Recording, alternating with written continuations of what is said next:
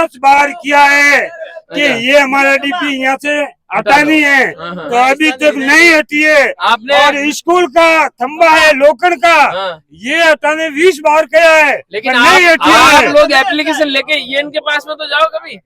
इनको भी लिखित में भी दिया है, और ऐसे भी हमने कई बार कहा है, इन साहब को भी कहा है, उनके कर्मचारियों को भी कहा, लेकिन अभी तक उसकी हुआ नहीं कुछ भी। अच्छा। और ये जेलो खाली सिर्फ खाली दिखा में 100 रूम है खाली, और कुछ नहीं इसमें। अच्छा। क्या पानी आता नहीं, 1 महीने के अंदर पानी आता है।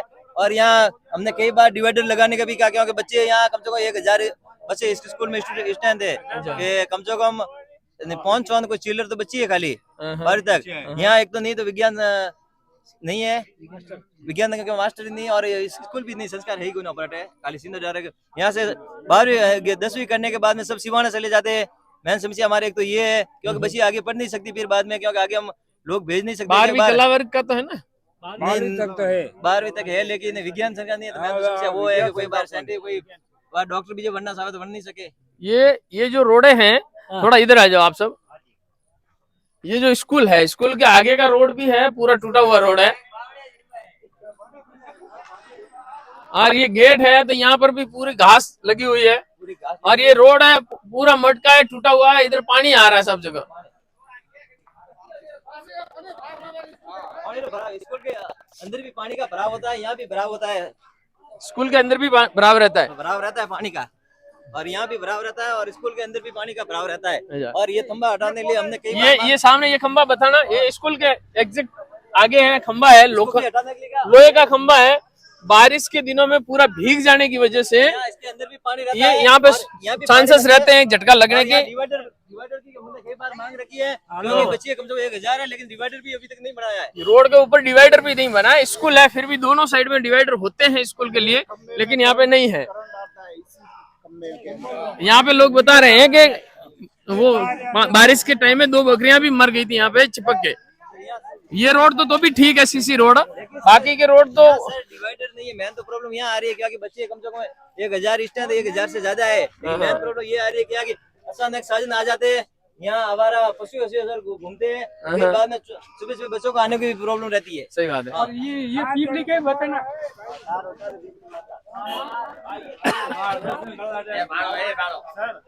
हमारे घर के आगे डीपी है, वीडियो बता के बिजली घर में भेजा तो भी वो डीपी ठीक नहीं कर रहे। अच्छा।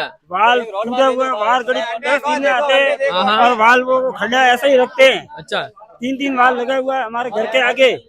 बराबर। आप आके वीडियो बनाओ, 3 वाल लगा हुआ है, आप बोलो तो वीडियो भेजते हैं वहाँ पे हमारे पास। आप मुझे वीडियो बता दो, भेज दो, वो समस्याएं भी सरकार तक पहुँचाएंगे। वीडियो मैंने बनाया है। ये कैमरा थोड़ा पीछे लेना, ये खुले सांड ऐसे घूमते हैं और लोगों को भी बहुत तकलीफें रहती है।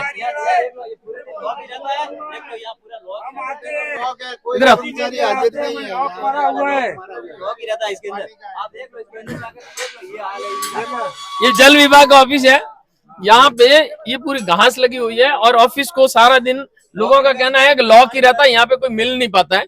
क्या जो समस्याएं जल विभाग को देनी है, ये लॉक बता दो। पूरे ऑफिस को हमेशा लॉक रहता है, लेकिन महीने में पानी भी एक बार ही आ रहा है, यही लोगों की बड़ी बड़ी समस्या है। बाल ठीक करके जाते हैं, वापस खड़ा पूर्ति ही नहीं है वहाँ पे। देखो आप एक बार आओ, एक बार खड़ा है के हाँ जी। बाल का 15 दिन से नया लाते नहीं, और वो रिपेयरिंग करके चले जाते। सरपंच कोई कॉम लावे के ग्राम सेवक लावे तो 20 दिन हो जाए, नहीं टकवा जाए टुकड़ो काढ़े। अच्छा। मोरे घणे पट्टा बनावना है, घणी कॉम करना बनाते, ग्राम सेवक ने नहीं टकवा दे, नो कारण कहूँ। कौन नहीं टकवा दे? उन तो मैं वो हमसा में उतरी सही है। अच्छा। बीजो मैंने विधायक ने उतरी सही है। स्मार्ट मीटर का हम पूरे गांव विरोध कर रहे हैं। हम स्मार्ट मीटर लगने नहीं देंगे।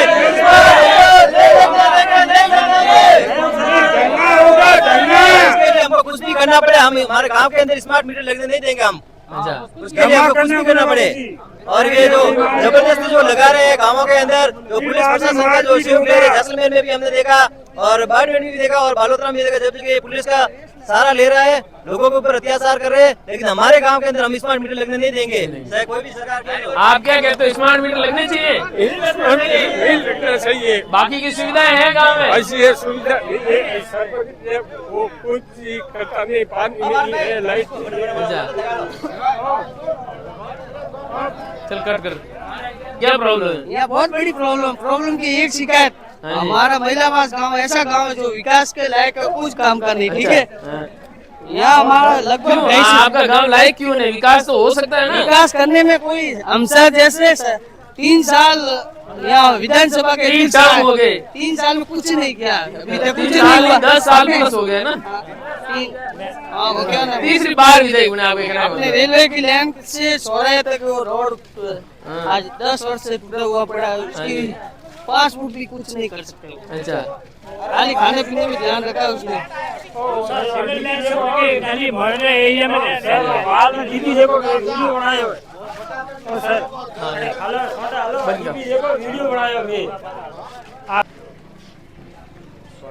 नमस्कार साहब, आपके गांव वालों ने काफी समस्याएं सुनाई है कि गांव में स्मार्ट मीटर नहीं लगना चाहिए, गांव में रोडें बहुत खराब पड़ी है, गांव में 1 महीने में 1 बार ही पानी आ पा रहा है, तो ये समस्याएं क्यों नहीं हो पा रही है?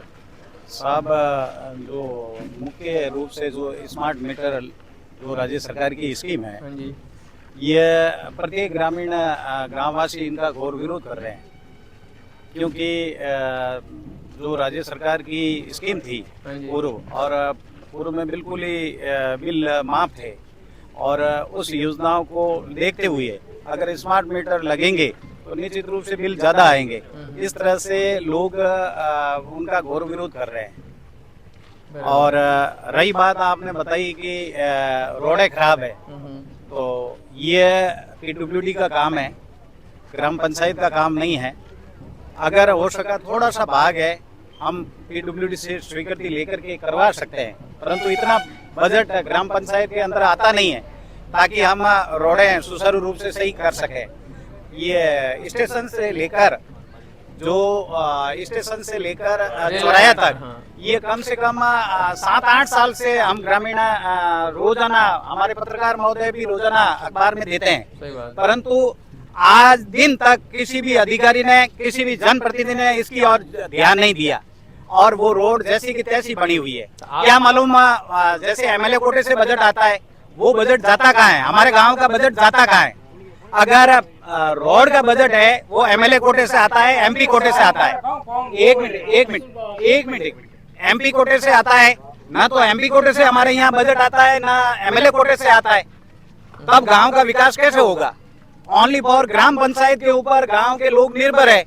और हमने कोशिश की है कि काफी वार्डों के अंदर पानी का भराव था, हमने सीवरेज लाइन डलवा करके उसको, गंदे पानी को हम बाहर निकालने की कोशिश कर रहे हैं। काफी वार्डों के अंदर तो हो गया है और कुछ वार्ड बाकी है, तो अभी सीवरेज लाइन लगाने का हमारा काम अधूरा है, वो लगा करके हम पूरा करने की कोशिश कर रहे हैं।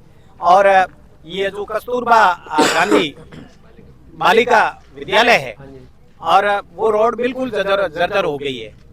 तो मैं ये कहना चाहूंगा पीडब्ल्यूडी विभाग से, हमारे माननीय विधायक साहब से, कि जो यहाँ से महिला गांव से लेकर के राखी रोड तक जो बालिका छात्रावास होते हुए जो निकलती है, राखी रोड की तरफ मिलती है, उसकी सेक्शन अति शीघ्र दिलावे, ताकि जो बाहर से दूर दराज से हमारी बालिकाएं यहाँ कस्तूरबा विद्यालय के अंदर पढ़ रही है, उन बालिकाओं आने जाने में पैदल जाती है, और उनके अंदर, और हमने 2-3 बार इस रोडों को, जो पीडब्ल्यूडी का काम है, हमने ग्राम पंचायत से कच्ची मिट्टी डाल करके, मुड डाल करके उस रोडों को हमने ठीक करवाया, क्योंकि आम लोग तो सरपंच के ऊपर निर्भर रहते हैं। वो सरपंच को कहते हैं कि ये रोड कैसी है, पानी का भराव हो रखा है। आपने ज्ञापन भी तो दिए होंगे? बिल्कुल, हमने एसडीएम को हमने 7-8 कंप्लेन दे रखी है। जो इसके अंदर अभी जो हमारे कैंप लगा था, जो राज्य सरकार की स्कीमें थी, उस कैंप के अंदर 7-8 हमने ग्राम पंचायत की तरफ से दी, एक भी समस्या का समाधान नहीं हुआ।